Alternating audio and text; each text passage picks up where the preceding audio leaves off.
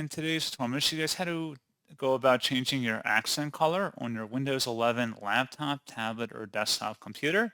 So this should hopefully be a pretty straightforward process here, guys. And without further ado, let's go ahead and jump straight into it.